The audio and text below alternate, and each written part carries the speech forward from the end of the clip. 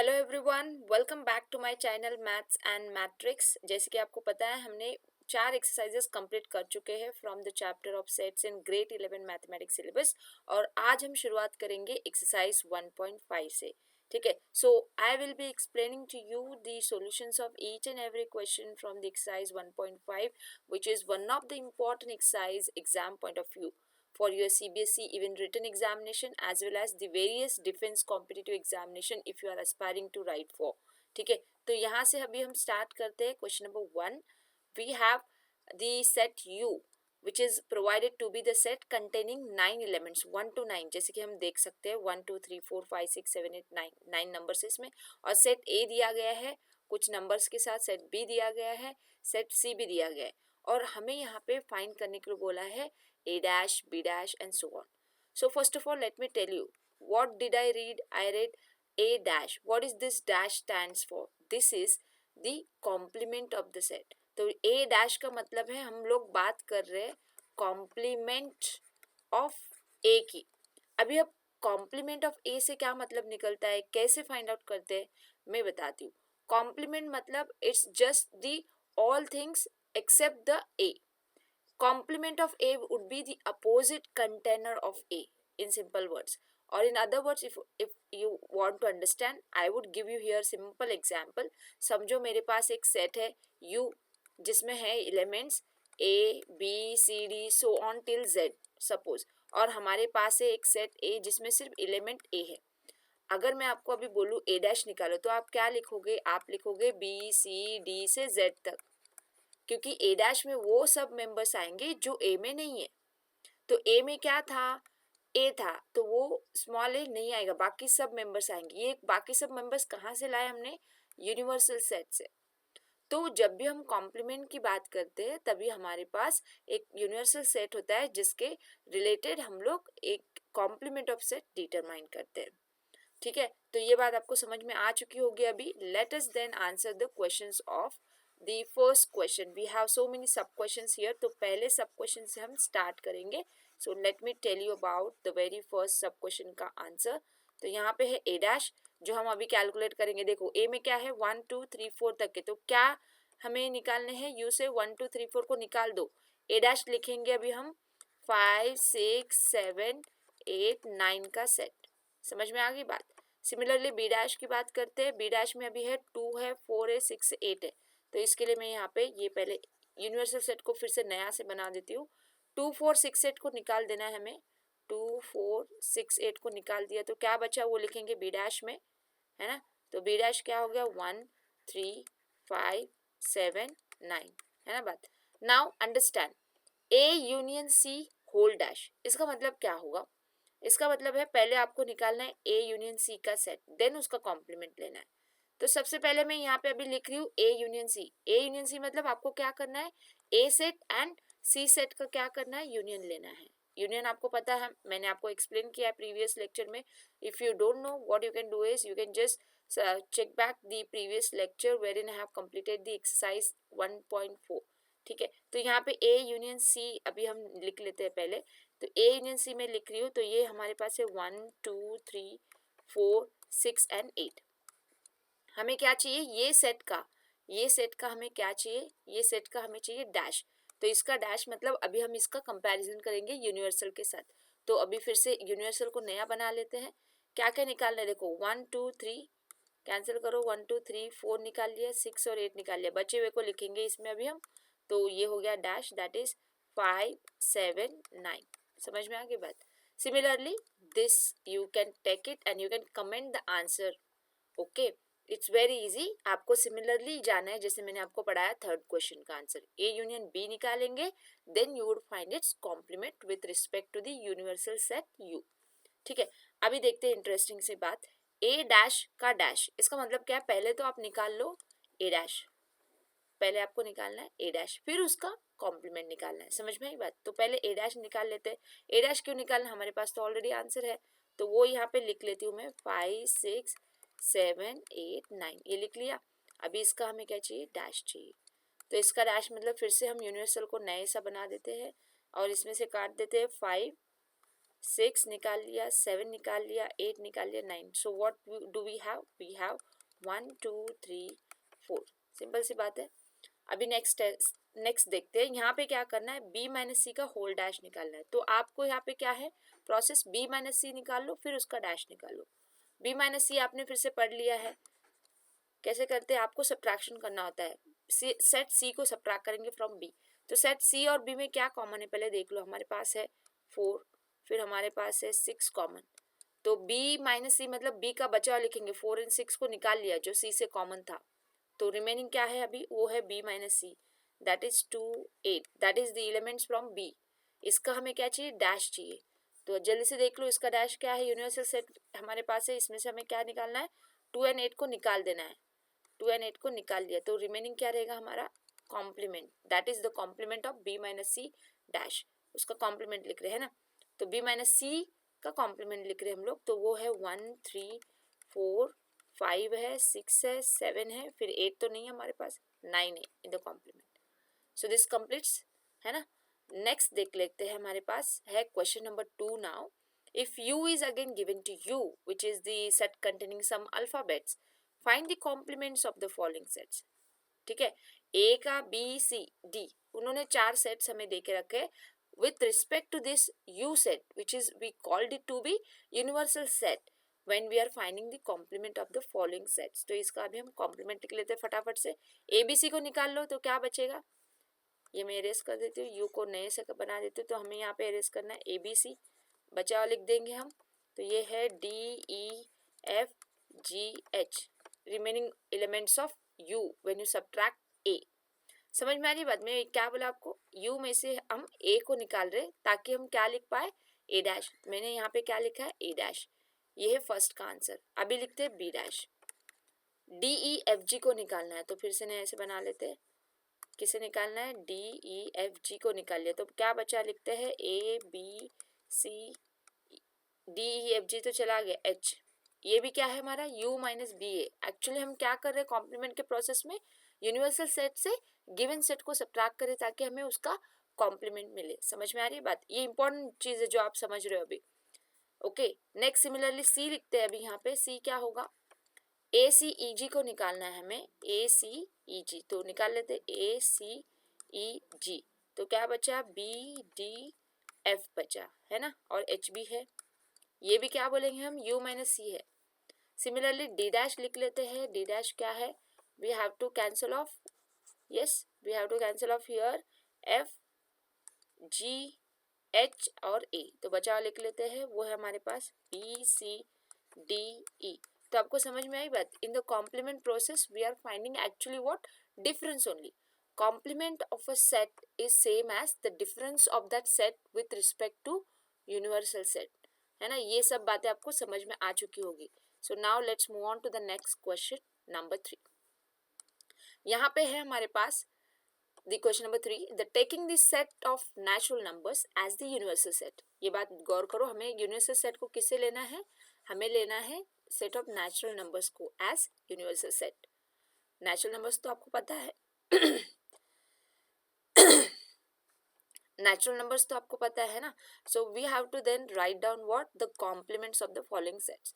देखो पहला सेट दिया गया, set of all x such that x is an even natural number. इसका कॉम्प्लीमेंट कौन होगा, यस ऑफ कोर्स ऑड होगा, क्योंकि आपको पता है, मैं एक बात बताती हूँ, नेचुरल नंबर्स में आते हैं काउंटिंग नंबर्स, है ना. नेचुरल नंबर्स में आते हैं काउंटिंग नंबर्स जो कि पॉजिटिव इंटीजर्स हम लोग बोलते हैं इन अदर वर्ड्स. और इसमें अभी एक्चुअली ये जो है किसका यूनियन है पता है, ये है union of even and odd. E stands for even, O stands for odd. मानते हो ये बात. तो जब भी आप अभी यहाँ पे इवन नेचुरल नंबर का कलेक्शन है और उसका कॉम्प्लीमेंट जब आप बात करोगे तो ये क्या कलेक्शन आएगा, ये आएगा ये सेकेंड वाला. तो या इसका आंसर सेकेंड ही है, आप लिख सकते हो, है ना. फर्स्ट का आंसर क्या है, सेकेंड है. Set of all x such that X an odd natural number, rule method में हो गया. आप चाहो तो इसको क्या कर सकते हैं, लिस्टिंग मेथड में भी लिख सकते हो आंसर. रूल मेथड में तो आंसर यहाँ पे जस्ट मैं एरो मार्क कर रही हूँ, तो यही हमारा आंसर है फर्स्ट का. सेकेंड का आंसर कौन रहेगा, यस आप बहुत सही हो, that is the first. Second का आंसर फर्स्ट क्यों होगा, क्योंकि ऑड का कॉम्प्लीमेंट क्या हो जाएगा, इवन, क्योंकि हमारे पास यूनिवर्सल है यहाँ पे नेचुरल नंबर्स, और जैसे कि मैंने आपको बता दिया, है ना. नाउ देखते हैं थर्ड फोर्थ फिफ्थ. तो यहाँ पे अभी मैं बात करती हूँ थर्ड क्वेश्चन की, set of all x such that x is a positive multiple of 3। बोलो इसका कॉम्प्लीमेंट क्या होगा? Positive multiple of 3। हमें यहाँ पे अभी इसके कॉम्प्लीमेंट में हम लोग क्या लेंगे? Set of all the elements which are remaining from the natural numbers once you subtract of positive multiples of 3। तो 1 ले सकते हैं क्या? ले सकते हैं। 2 ले सकते हैं। 3 नहीं ले सकते, 3 इज अ मल्टीपल ऑफ 3। 4 ले सकते हैं, 5 ले सकते हैं, 6 ले सकते हैं, नहीं ले सकते, 7 ले सकते, 8 ले सकते, 9 ले सकते क्या? नहीं ले सकते। ऐसे तो आपको लिस्ट करना है, ऐसे बहुत सारे आएंगे, है ना। सिमिलरली अभी ये देखो, set of all x such that x is a prime number, इसका हमें क्या लिखना है? कॉम्प्लीमेंट। तो जस्ट नेचुरल नंबर में से प्राइम नंबर्स को निकाल दो, क्या बचेंगे? 1 बचेगा, 2 3 तो प्राइम है, 4 आएगा कंपोजिट, 5 प्राइम है, 6 आएगा कंपोजिट, 7 प्राइम है, 8 आएगा, 9 आएगा, 10 आएगा। कंपोजिट नंबर्स आएंगे सिर्फ with 1, all the composite numbers with 1 will be forming the prime numbers का कॉम्प्लीमेंट, है ना। ये देख लेते हैं इसका क्या हो जाएगा, बोलो। Set of natural numbers such that divisible by 3 and 5। So 3 and 5 से डिविजिबल होना मतलब एक्चुअली डिविजिबल होना 3 से, 5 से एंड 15 से भी डिविजिबल होगा।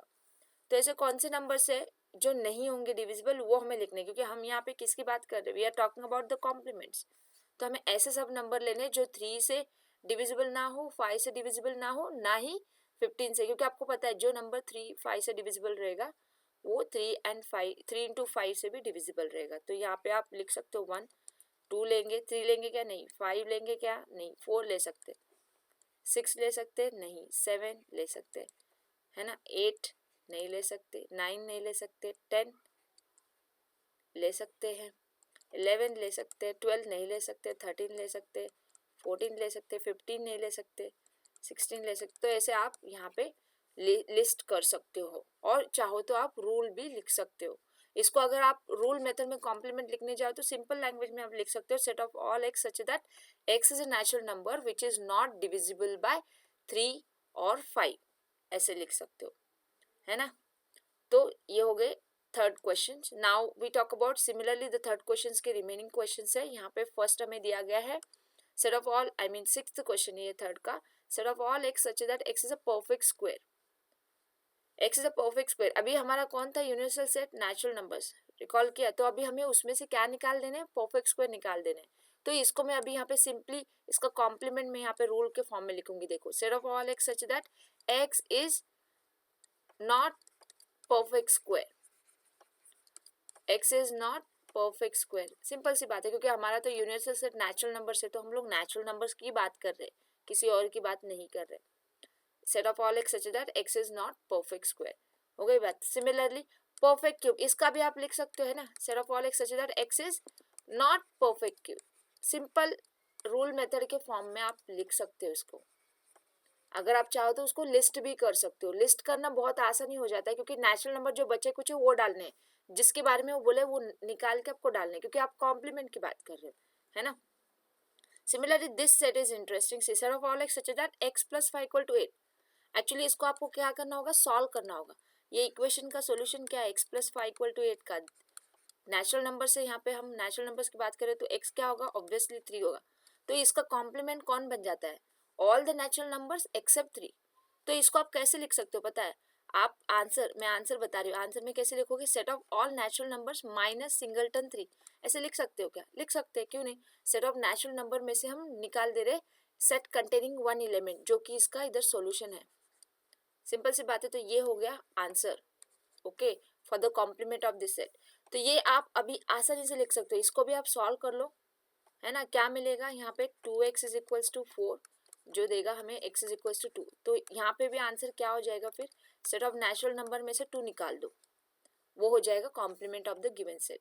यहाँ पे देखो, इसका कॉम्प्लीमेंट कैसे लिखोगे? सिंपल सी बात है, आंसर लिख रही हूँ मैं यहाँ पे, इसका कॉम्प्लीमेंट लिखने जा रहे हैं हम। कॉम्प्लीमेंट ऑफ दिस सेट, देखो सेट में क्या है? 7 and more than 7 natural number. तो कॉम्प्लीमेंट में क्या आएगा? 1 2 3 4 5 6 तक आएगा। सिंपल सी बात है। आप चाहो तो रूल मेथड में भी लिख सकते हो। कैसे? Simple, set of all x such that x belong to natural number and x is less than 7 लिख सकते हो। क्यों नहीं लिख सकते? लिख सकते हैं, है ना। सिंपल सी बात है। नेक्स्ट है यहाँ पे set of all x such that x belongs to natural numbers and 2x plus 1 greater than 10। इसको आप ले लो होमवर्क। ये सिंपली आप सॉल्व कर सकते हो। एक्स की वैल्यू, एक्स की यहाँ पे वैल्यू डिटरमाइन करके देते हो। देखो 2x ग्रेटर देन 9 होगा, 1 को वहाँ पे भेज दिया है ना, और ये क्या हो जाएगा, x ग्रेटर देन 4.5 होगा। अग्री। अभी x ग्रेटर देन 4.5 कौन है, 5 6 7 8 सो ऑन।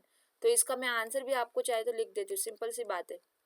इसका हमें कॉम्प्लीमेंट लिखना है ना, तो इसका कॉम्प्लीमेंट लिखना मतलब हमें क्या, एक्चुअली इधर ग्रेटर देन 4.5 का लेस देन 4.5 लेना होगा, मतलब 1 2 3 4 तक लेना होगा। सॉरी, समझ में आई ना बात। हमारे पास सेट है x ग्रेटर देन 4.5 का, this is the set we have. इसका हमें कॉम्प्लीमेंट चाहिए, तो इसका कॉम्प्लीमेंट मतलब उसका अपोजिट। हमें कौन से नेचुरल नंबर चाहिए होंगे, लेस देन 4.5, मतलब वो हो जाएंगे 1 2 3 4। तो ये हो जाएगा आंसर। समझ में आई बात है ना। ये आप फिर से खुद से भी ट्राई कर सकते हो। If you have doubt you can comment. Okay, next है question number 4। If u is equals to given to us and a is given to us, b is given to us are the sets, then we have to verify following two statements. Statement number 1 है जिसका हमें verification चाहिए, और 2 है।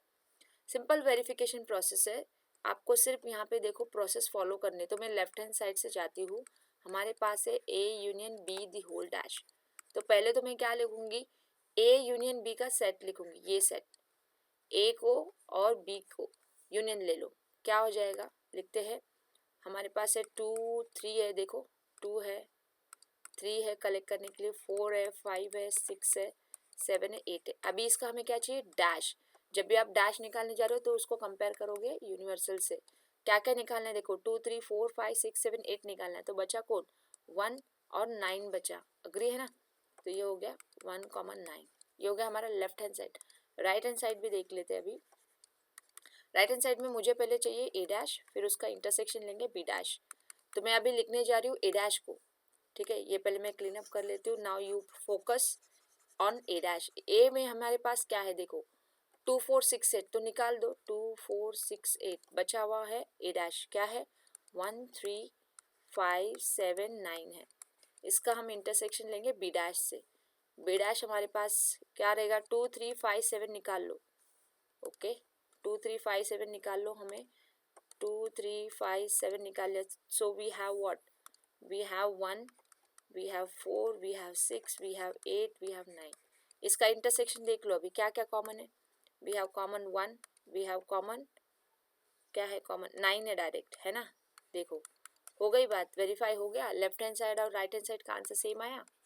Very simple, just follow the process, because already हमने समझ लिया है operations on sets in our previous lecture. तो अभी आप कॉन्फिडेंटली सेकेंड का आंसर वेरीफाई कर सकते हो। So this you can verify yourself. Okay, so you have to try to write yourself the answers also. Easy question है। Next देख लेते हैं अभी number 5। Draw appropriate Venn diagram for each of the following. Venn diagram, one of the important topic from sets. Understand? हमें अभी क्या करने हैं, वेन डायग्राम्स ड्रॉ करने। तो मैं यहाँ पे थोड़ा सा आपको बेसिक्स बताऊंगी, then we jump to the question. तो जो यूनिवर्सल सेट होता है उसको हम लोग प्रीफर करते हैं रेक्टेंगल से रिप्रेजेंट करना। जो सबसेट्स होते हैं हम लोग उसको रिप्रेजेंट करते हैं सर्कल से।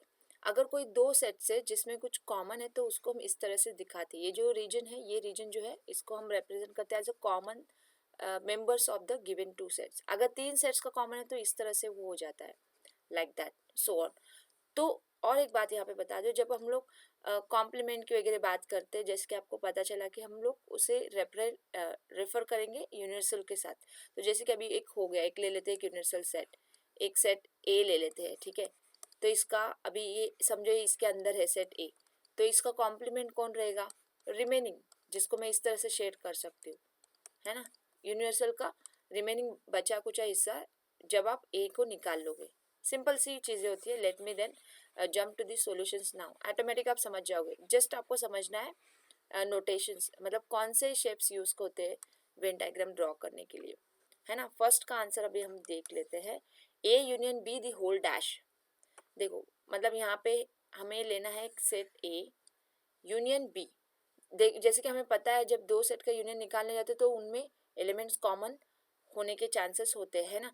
तो ये इस तरह से हो गया, ये सेट ए, ये सेट बी, इसका यूनियन हमें पता है, ये यूनियन का रीजन है जो मैं आपको शेड करके दिखा रही हूँ, पूरा यूनियन है, ठीक है। इसको मैं ये शेडेड रीजन को एरो से यहाँ पे क्लिक करके बता रही हूँ, ए यूनियन बी है, बट हमें इसका डैश चाहिए, तो मैं इसके लिए यहाँ पे एक यूनिवर्सल सेट ड्रॉ कर लूँगी।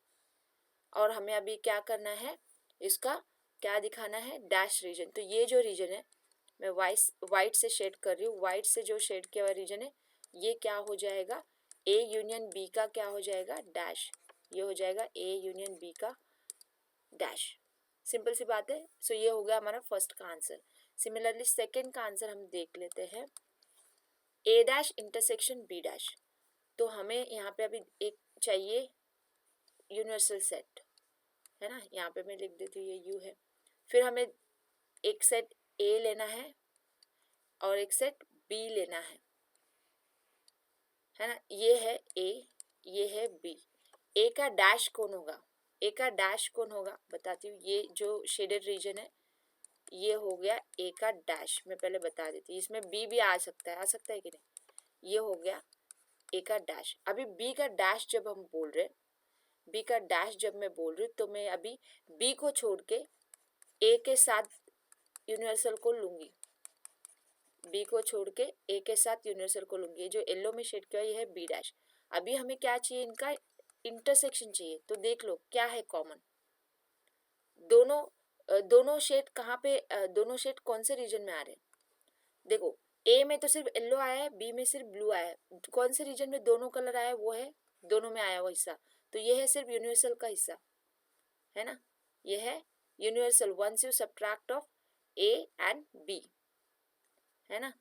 तो ये जो रीजन है इसको हम कैसे डिनोट कर सकते हैं, ये रीजन को हम डिनोट कर सकते हैं universal set minus A union B. तो ये फिर से क्या हो गया, ए यूनियन बी का डैश ही हो गया। अग्री करते हो, है ना, ए यूनियन बी का डैश ही हो गया, क्योंकि ये बचा हुआ हिस्सा था। ए भी अकेला है, बी, ये देखो ये सेकेंड का डायग्राम और फर्स्ट का डायग्राम ओवरलैप भी करेगा, बट जरूरी नहीं है ना हमेशा ए और बी में कॉमन हो। तो मैंने ऐसा केस लिया है, केस हो सकता है कि उन दोनों में कॉमन है, तो भी ऐसा ही आंसर आएगा, A union B the whole dash, ठीक है। सिमिलरली थर्ड का एंड फोर्थ का we can try it of now on the next line. Third का देख लो, थर्ड में हमें क्या चाहिए, ए इंटरसेक्शन बी का डैश। तो एक यूनिवर्सल सेट ले लेंगे, एक सेट ए और एक सेट बी है, उसमें ऑब्वियसली कुछ कॉमन है, तभी तो हम डैश की बात कर रहे हैं। ये है क्या रीजन है, ये इसको हम क्या बोलते हैं, A dash, sorry A intersection B, very sorry, A intersection B region है, इसका हमें क्या चाहिए, डैश। तो मैं अभी शेड कर रही हूँ रीजन, इसका डैश क्या होगा, ये यूनिवर्सल सेट है ना। ये जो रीजन है, जो मैंने व्हाइट से शेड किया हुआ रीजन है, ये रीजन क्या है, A intersection B the whole dash, है ना। देख लेते हैं नेक्स्ट फोर्थ का आंसर। अभी फोर्थ में हमें चाहिए A dash union B dash, A dash union B dash. A ले लेते हैं, एक बी ले लेते हैं। ए का डैश आपको अभी पता है क्या है, बी का डैश आपको पता है क्या, उसका यूनियन लेने जाएंगे तो सब कुछ आ जाएगा। क्यों मानते हो, देखो क्लियरली बताती हूँ मैं यहाँ पे। जब मैं अभी ए डैश की बात कर रही हूँ, ओके फिर से एक बार देख लेते हैं।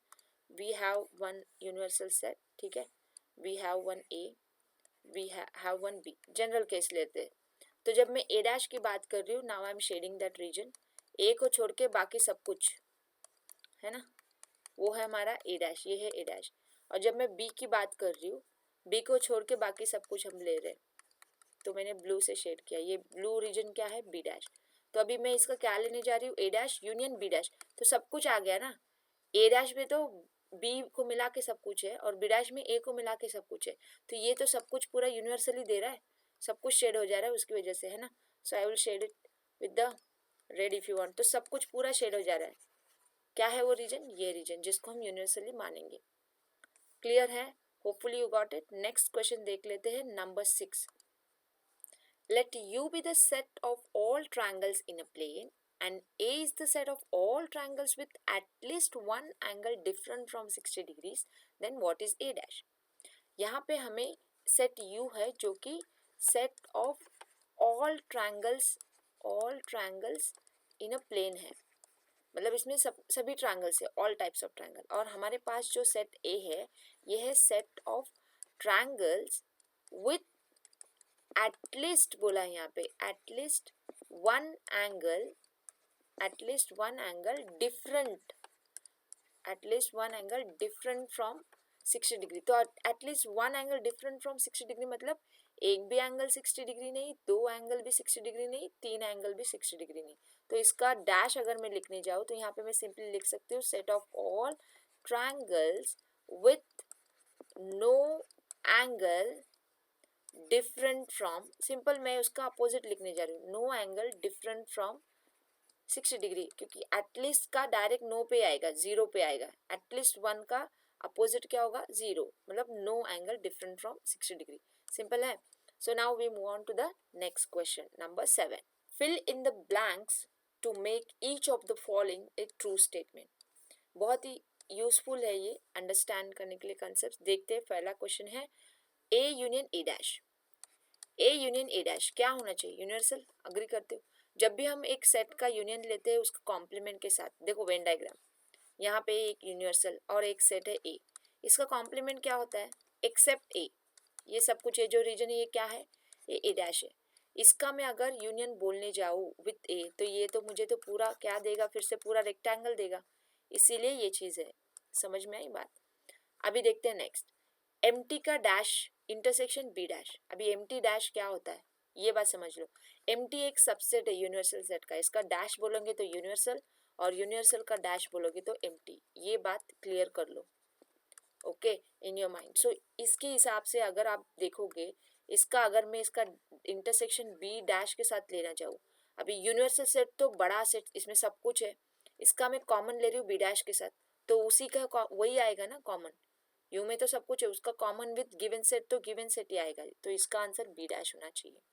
क्या बोलते हो नेक्स्ट का ए इंटरसेक्शन ए डैश क्या होना चाहिए, एम टी, क्योंकि कभी एक अपोजिट, दो अपोजिट वर्ड्स तो कभी ओवरलैप नहीं हो सकते। सिमिलरली दो अपोजिट सेट्स का इंटरसेक्शन तो एम टी ही रहेगा। सिंपल सी बात है। If you want you can draw the Venn diagram and check. Okay, U dash intersection A, U dash क्या है देखो एम टी, इसका इंटरसेक्शन ए, एम टी रहना चाहिए। एम टी सेट का आप किसी के साथ भी इंटरसेक्शन ले लो, उसका क्या आ जाएगा, एम टी ही आएगा। क्लियर है। So this was very easy question, but this question test your clarity about the operations, complements and the basics, sets, notations and all. Okay, so hopefully you are clear with all the solutions so far discussed from the exercise 1.5.